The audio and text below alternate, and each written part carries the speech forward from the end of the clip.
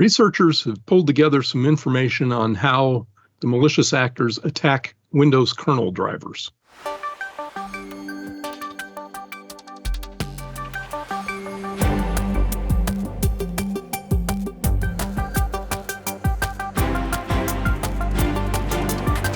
So, Jim, kernel drivers are one of those more esoteric parts of knowing how a computer works, and apparently a very valuable way of getting your code to run on a system if you can pull it off. So you've got a story about that.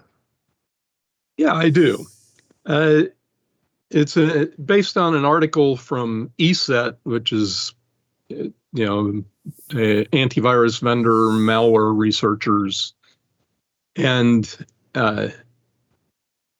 they posted an article, called "Signed Kernel Drivers: Unguarded Gateway to Windows Core," which sounds like, hey, it must be easy to, there are all these holes there. Well, it's not quite that simple. As you said, kernel drivers are of particular interest to the malware authors and the attackers, because if you can get a kernel driver, or you can execute something at the kernel level, it can bypass a lot of the security of the system. For example, you can shut down antivirus or EDR solutions that are running, even if they supposedly are protected from being shut down, because if you can run something at kernel level, you're running it at even higher privileges than most of the privileged processes running on the system. Mm-hmm.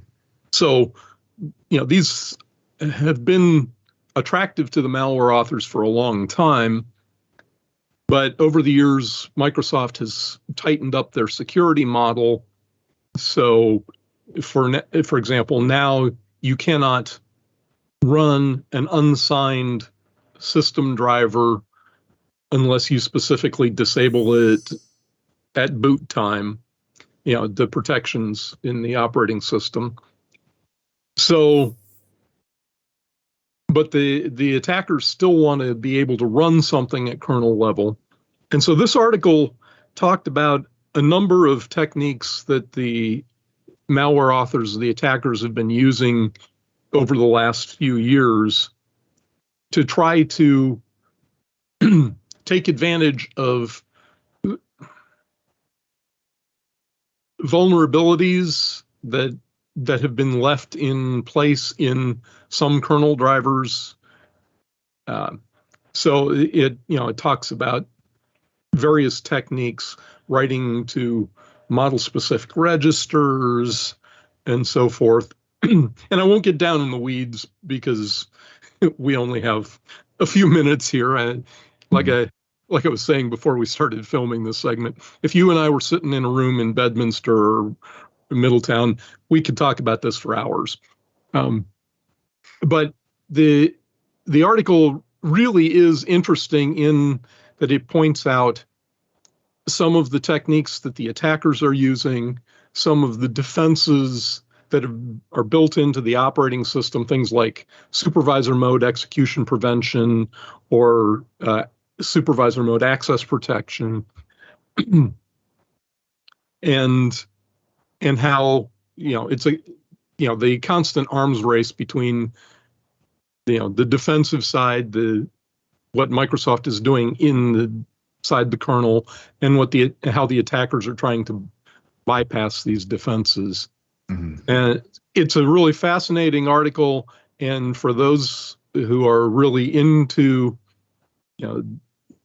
how malware authors try to circumvent these defenses, I highly recommend that you go ahead and take a look at it.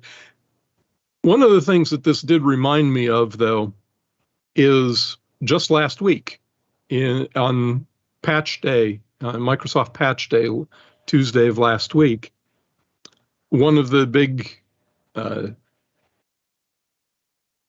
patches that got a fair amount of attention was patching a vulnerability in http.sys. And this is a kernel driver that implements as the name suggests, http.sys. It implements the low-level parts of a web server. And, so these kernel-level drivers, the attackers are always on the lookout. In this case, with last week's patch, fortunately, there are no known exploits at the moment. I haven't even seen a working proof of concept yet, but it's one of those things where